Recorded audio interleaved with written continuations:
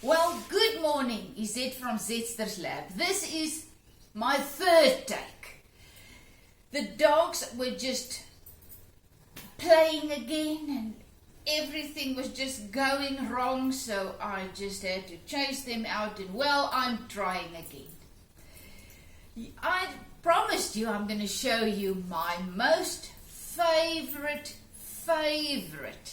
crochet along cardigan, sweater, whatever you want to call it, shrug. That is what Emmie calls it. Well, Emmie is the woman that I've started crocheted along with. Fantastic. I will put the link below where you can find this and all her stuff. So it is very easy. It goes fast because it's a huge needle and you just go. And I even made this beautiful flower from one of her videos. There's hats, there's everything. But this is my very womanly shrug. And I've made many more. Let me show you them. So once again, this is my base. I just put on a jean with a little, or either a t-shirt or one of these things, and then you can add whatever you want. So I showed you my first one. Well, this is a much thicker wool, yarn, a much more expensive yarn. And I was crocheting this on a road trip and I ran out of wool, so I've decided, you know what, I'm just gonna make it a little bit shorter, and I love it. So I just crochet a little thing like this that I can just fasten through the straps, and there I have it. A little shrug. It's a little bit shorter and shorter. I just look at the beautiful fringe. Same pattern, just a little bit shorter. She'll tell you everything, and voila. So you can fasten it, you can put a nice flower there. Then this is a little,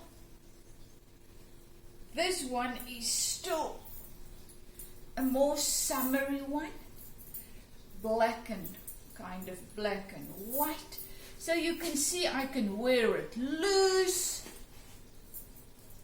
I can wear it with the flower. I can dress it up, I can dress it down. Just look how absolutely gorgeous it is. That's what I love about creating my own things. You can do whatever you want. And I told a friend yesterday, she said, Izet, how quick are you with crocheting these things? I said, you know what? Because I've done many, I'm quite fast. So this little thing I'll do in a day, and but who's counting? I'm also learning to enjoy the moment and live in the moment. Previously I was crazy. When I started a thing like this, or one of my granny square blankets, I made a granny square blanket, an extra large one, let's say it's for my queen size bed. I made it in 9 days. Can you imagine? It's absolutely crazy. I never stop because my thing is I love the end result. I love making it work, doing the things putting my ideas on it, my creativity, my uniqueness. So I do the base of the thing, whatever it is that I'm busy with, and crochet along, and then I come to that point where I start to add my stuff, whether it is a flower. Do you remember my green jersey I did? I add a little sunflower, just one. So that is it. You don't have to make it everything exactly the same. This was another one I made. I went to the yarn shop, and there they had a whole bunch of this yarn. It's acrylic and mohair. But I am very, very, call it allergic, I don't know what. Mohair, it just itches and scratches me, and it's not easy for me to wear it. So whatever I do with that yarn, I need to keep it far away from my neck and my open parts. So I bought one color of each because it was just so cheap and such a huge bargain, and I made so many things with it. And then I made this little one. Oh man, isn't it gorgeous? I haven't wore this in a very long time, but just look at this. That's why I say one pattern. All you have to do is be able to crochet one stitch or whatever. You just get a needle and yarn and you start, and she will show you exactly how to do it. So this is it. And that's why I say, get your base, some stuff, some clothes that's very easy to wear, like my very, very inexpensive denim that I bought at Pep stores. And this, I don't know where I bought this. And just put them together, and then you can add those things that makes you you. So this one, you also know, is my rose that I bought at the China shop. Oh, I love it, still love it. So I just, not really going with this, but you just put on another thing that you love. Look how beautiful this one is. This is my go-to scarf. I put it on my handbag. I always have it with me because the reason why I've learned to always wear a scarf. We went to China to visit the kids 11 years ago. And we went into the real rural parts.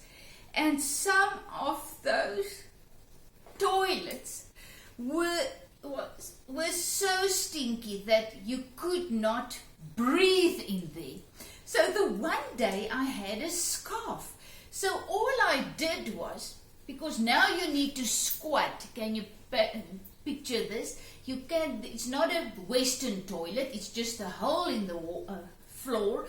So I need to squat and try to balance myself.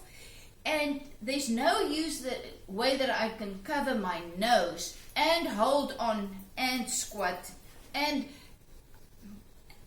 keep holding all my stuff because it's so dirty you cannot put anything down. So I made this awesome plan. I just wrap the scarf tightly around my nose like this. So I did my thing. I could breathe, but the smell was bearable.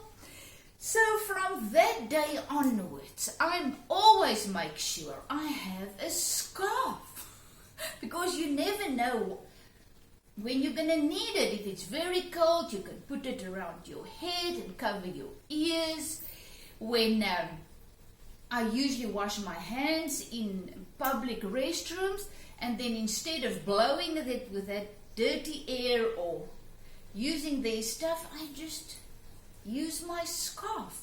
So yes, I love a scarf. So this is the one that I, at this stage, wrap around my handbag.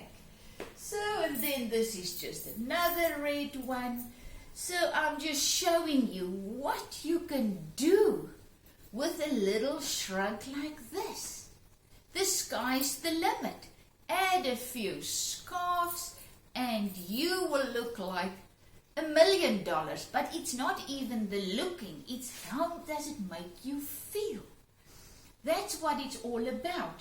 So this morning I was very excited, got up, it's a glorious day, another summer winter's day. You know, a winter's day when it's just still outside, windless, and the sun is shining, and it's just glorious. So it's another one of those days. So I was getting up very excited, and then the message came from our kids. They were on their way to us on the 12th of June, and now all of a sudden their visums are not working out, and there's a lot of discrepancies and stuff there. So they either have to come in December or later in June, July. So previously I would have allowed myself to become very upset, to react and allow the news to disturb and still kill and destroy the abundant life in me.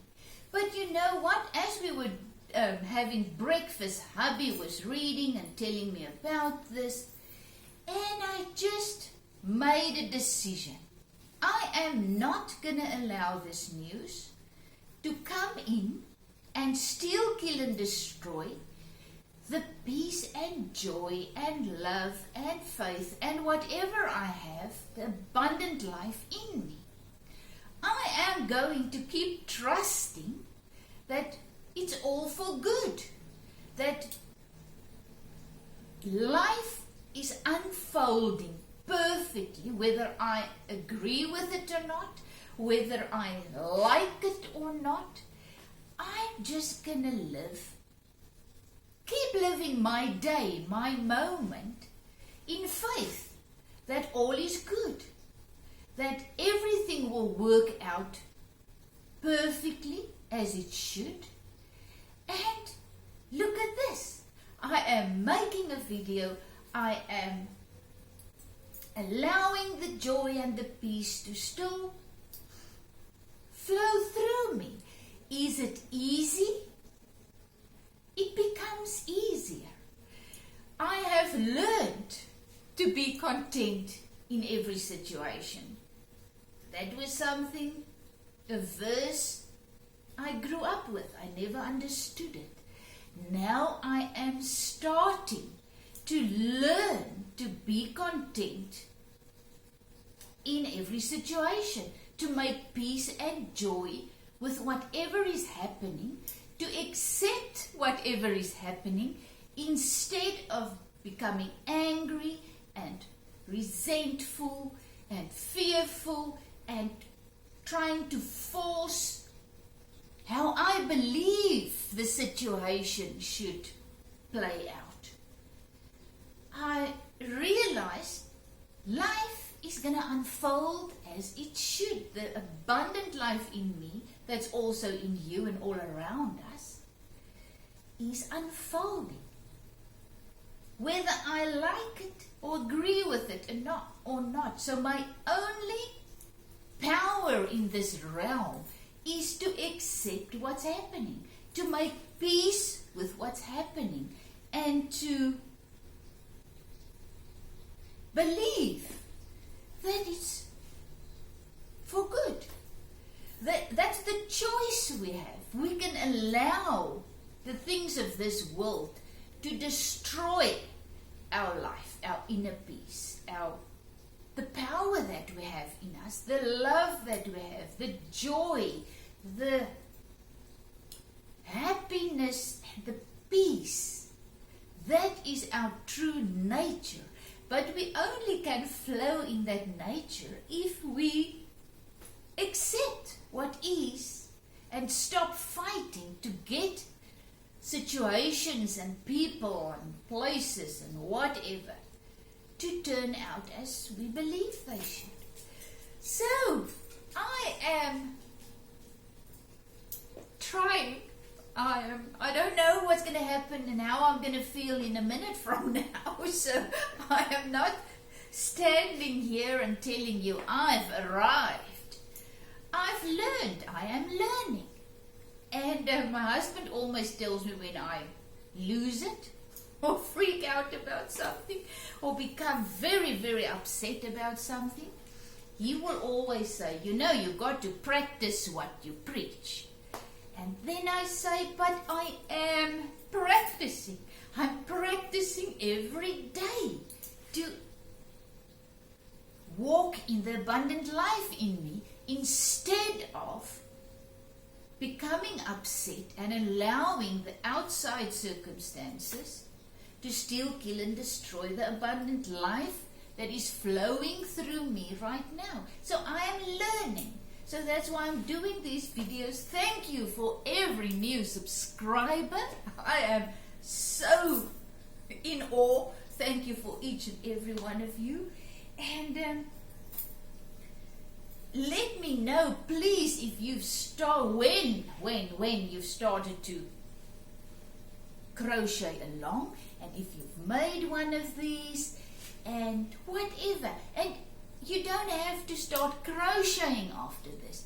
Just start doing something that brings out the abundant life and peace and joy and everything in you. It can be gardening, it can be painting, it can be reading, it can be walking, whatever.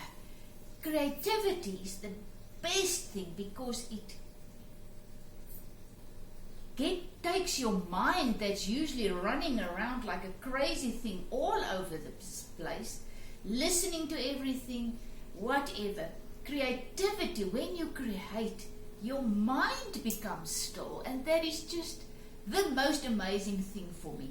Be still and know all is well. You need your mind to still your mind, and you just need to turn inwards and know deep down all is well. Even my children's situation, it's unfolding as it should for the good of all in all. Love you lots. Thank you for tuning in. Please subscribe if you haven't done it yet, and like my videos and give a comment, and just start enjoying the abundant life that's already in you. Have a fantastic day. Is it from Zetster's Lab?